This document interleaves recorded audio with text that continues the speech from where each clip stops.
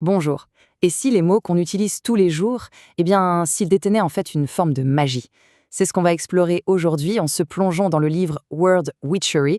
On va décortiquer ce lien très ancien et puissant entre le langage, la sorcellerie et le féminin sacré.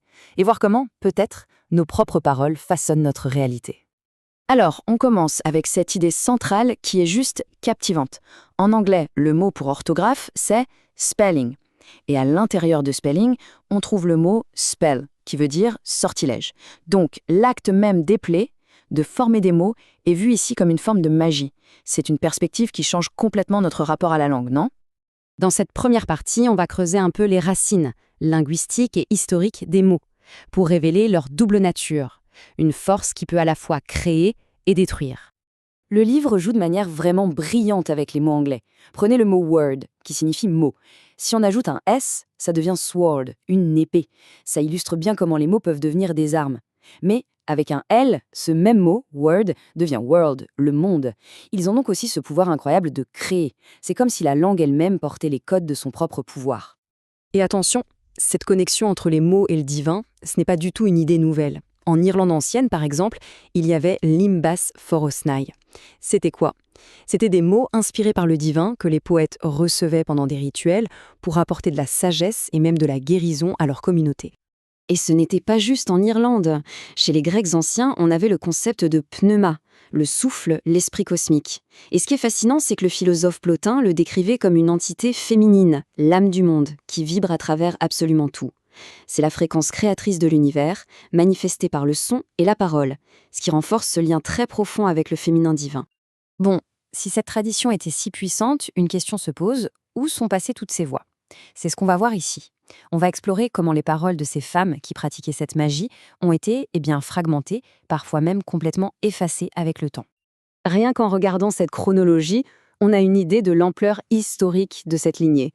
Ça part d'Enneduana, en Mésopotamie, il y a plus de 4000 ans, ça passe par les grandes poétesses grecques et ça arrive jusqu'aux Trobarites en France au Moyen-Âge.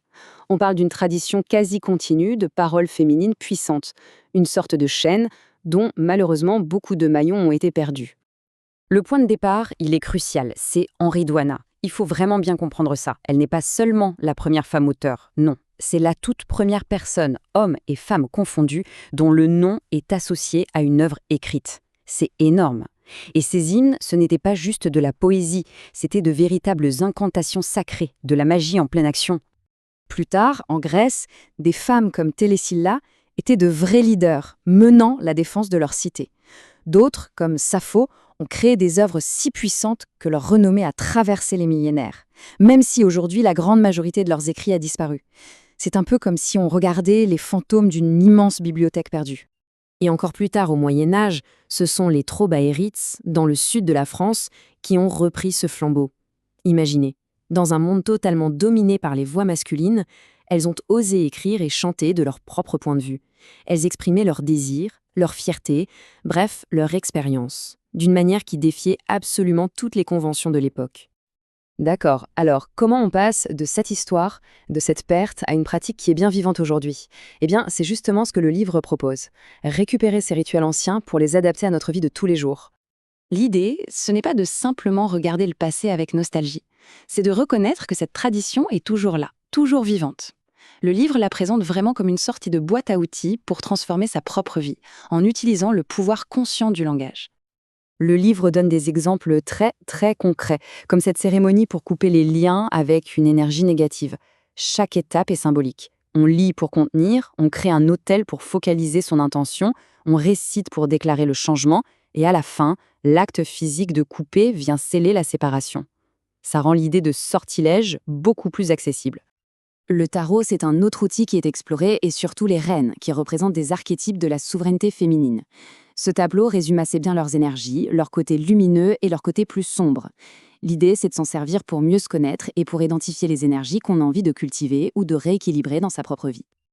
Ok, après avoir exploré tous ces outils, la question finale se pose. Comment on utilise tout ça concrètement pour façonner son propre monde? Et là, le livre nous invite à une réflexion très personnelle avec cette question. Une devise magique, ce n'est pas juste une jolie phrase. C'est un concentré de notre intention la plus profonde. C'est une encre, un rappel constant de notre pouvoir personnel.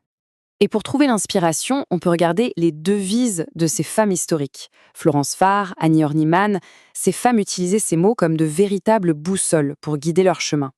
Chaque devise est une déclaration de pouvoir, une déclaration d'intention. C'est très fort.